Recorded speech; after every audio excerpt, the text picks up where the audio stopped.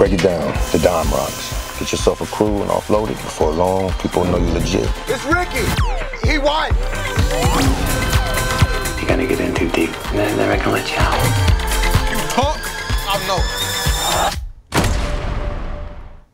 Oh yeah, White Boy Rick. It's in theaters now, and it's based on a true story, of course, right here, following a boy in the height of the crack epidemic and the war on drugs in the 1980s in Detroit. And we are absolutely excited and thrilled to have the film's director, White Boy Rick, Yang Jamanj. He is here, and you aren't even from here, and somehow you took a liking to this story. Yeah, indeed. I was sent an article, and I found it really intriguing, but I couldn't see the movie in the article, but then I was sent, a year later, I was sent a spec script.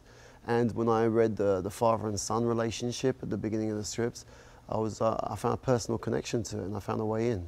So then I decided to come to the city and explore, and that's when it really, I really connected to it. Because growing up in London, I didn't know the history of Detroit. I didn't know about the place. I didn't know about the story. So the process of discovering and researching and spending time here really hooked me in. And it all just really came to life when you came here and you started to do that research. Yeah, absolutely. You found some new actors, and we have Matthew McConaughey in this film. Tell me about that. Which one? Which part? Matthew McConaughey? Well, we That's can start with that. That's the part you really want to know about, right? He's calling me out. Yeah, Matthew. So Matthew was the first person I attached because he sort of embodied the fundamental elements of the character.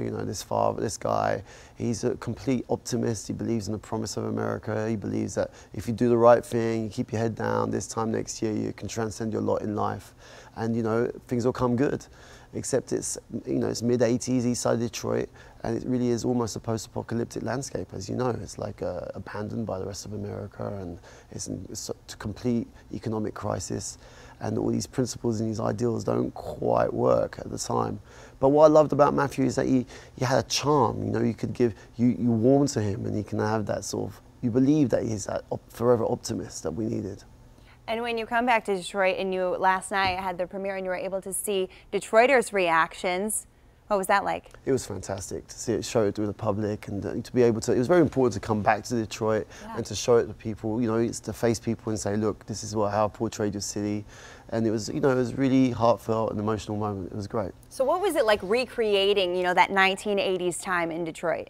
Well, I mean, like I say, I didn't know it till I sort of got hooked in by the personal story of the father and son. And then I decided to research and get to grips and start knowing my history of Detroit. And I was fascinated because it's not something we learn about in the UK, right? In London, you just wouldn't know about it.